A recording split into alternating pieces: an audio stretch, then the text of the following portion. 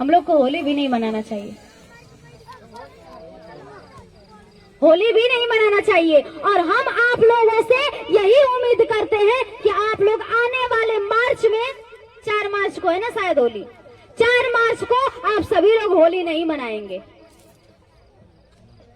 क्योंकि हम सभी लोगों को अपने इतिहास के बारे में जानना सबसे ज्यादा जरूरी है। अगर हम अपने इतिहास को नहीं जानेंगे तो अदर समाज के लोग हमको इसी तरह रोंदते रहेंगे और हम सभी लोग इसी तरह कुचलते रहेंगे। इसलिए हम सभी लोगों को अपने पुराने इतिहास के बारे में जानना और पढ़ना बहुत ही जरूरी है, तब हम सभी लोग आगे बढ़ सकते हैं। नहीं तो फिर अपना एक रोटी खाने से अच्छा है कि हम दूसरे की 2 रोटी का गुलामी न करें। अपना आधी रोटी खाने से अच्छा है कि हम किसी के टुकड़ों पर न पले, है कि नहीं।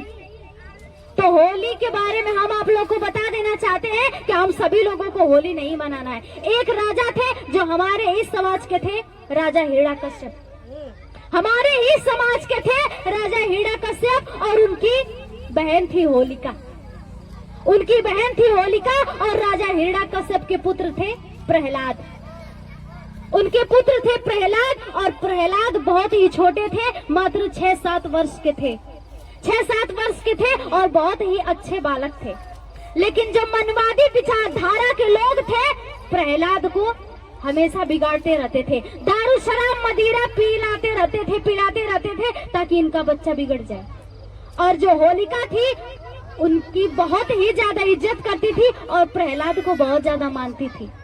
प्रहलाद को बहुत ज्यादा मानती थी और होलिका की शादी होने वाली थी। होलिका की शादी होने वाली थी और होलिका बहुत ही ज्यादा अपने भतीजे को मानती थी। उसका भतीजा गया था कहीं घूमने के लिए, कहीं खेलने के लिए, और उसको बहुत ज्यादा शराब वराब पिला दिए थे लोग, मनवादी विचारधारा के लोग शराब पिला दिए थे प्रहलाद को। और होलिका खाना ले करके गई अपने भतीजे को खिलाने के लिए।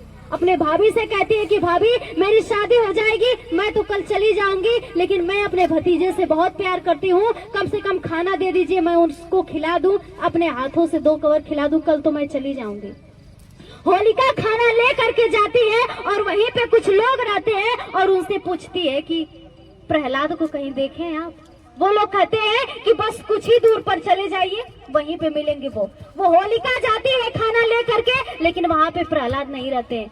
फिर वहीं पे कुछ दूर पूछती है कि आपने कहीं प्रहलाद को देखा है। वो कहते हैं कि आप कुछ दूर चले जाइए, वहीं पे प्रहलाद आपको मिलेंगे। और होलिका जाती है और वहाँ पे बस जंगल झाड़ी रहता है, और वही मनवादी विचारधारा के लोग होलिका की इज्जत लूट लेते हैं, होलिका के साथ रात भर बलात्कार करते हैं, होलिका के साथ रात भर बलात्कार करते हैं। सभी लोग मिल करके उसकी इज्जत लूट लेते हैं और होलिका को जला देते हैं, होलिका को जला देते हैं।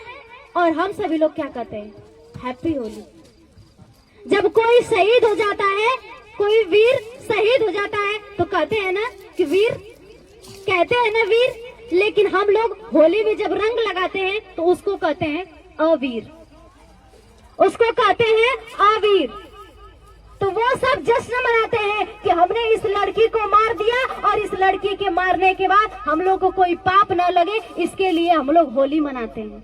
तो सोचिए, जब हमारे बहन बेटी के साथ बलात्कार हो जाएगा, हमारी बहन बेटी की इज्जत लूट जाएगी, तो क्या हम लोग होली खेलेंगे? हम लोग जश्न मनाएंगे? हम लोग रंगों का त्योहार मनाएंगे?